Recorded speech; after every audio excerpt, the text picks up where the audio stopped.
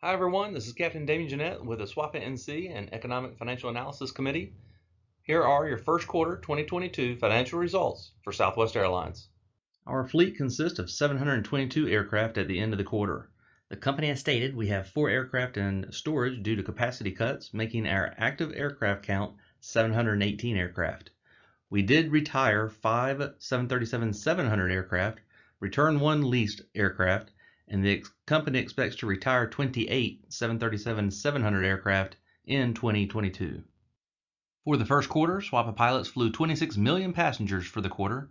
Looking back historically for the first quarter 2021, we flew 14 million, 2020 was 24 million, and 2019 was 31 million. So we're starting to get back to historical norms. Revenues for the quarter was $4.7 billion.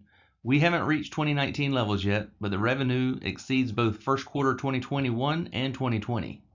At SWAPA, we look at the adjusted operating income and loss first. This measures how the core business actually did. This excludes one-time special items such as fuel hedge gains or losses and is before interest and taxes. So after having operating revenues of $4.7 billion and adjusted operating expenses of $4.8 billion, we had a loss for the quarter of only $135 million. On a percent of revenue basis, that's adjusted operating margin of negative 2.9%. Keep in mind, January and February were a loss for the quarter, but March was profitable. We expect the rest of the year to be profitable at this point. If you take into account fuel hedge gains and losses on a GAAP accounting basis, you can see we made a core loss of $151 million. After the $151 million, you subtract interest expenses. There are some other adjustments to arrive to a pre-tax earnings. That is the baseline used for the profit sharing. So how did we do in profit sharing?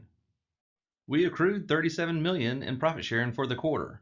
This far exceeds first quarter 2021 of $24 million, but also exceeds our expectation of a $0 accrual for the quarter. Turning to liquidity, Southwest is still in a very cash-strong position. We have $15.7 billion in unrestricted cash, $10.7 billion in long-term debts, which means our net cash position is $5 billion. When you have more debt than cash, it would be a net debt position, but we have more cash. As we said, during the pandemic, we were the only airline to be in a net cash position. Per the CARES restrictions, Southwest has not repurchased any shares, nor have they paid any dividends for the quarter. During the last round of PSP funding, the terms restricted both the share buybacks and dividend payments until the end of September 2022. We do firmly believe that Southwest will start paying dividends in the fourth quarter of this year. Do remember, executive compensation is restricted until April of 2023. Thanks for listening to the highlights for the quarter. If you like the video and want us to update even more information, email communications@swapa.org and let them know. Thanks for listening. I'm Captain Damien Jeanette, signing off.